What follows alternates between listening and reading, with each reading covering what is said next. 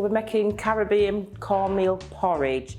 So the ingredients we will be using for that will be fine coarse cornmeal porridge, semi-skimmed milk, cinnamon, vanilla essence and nutmeg and some water.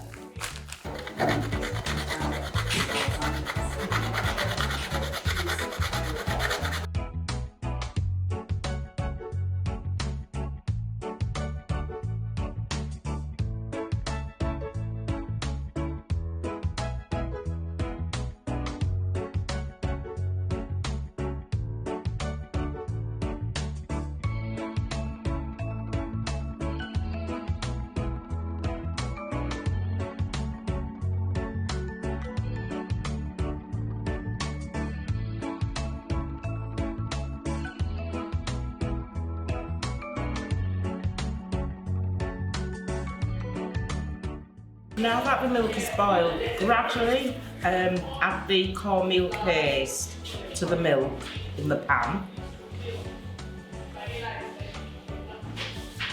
Remember to keep stirring once all the cornmeal paste goes in.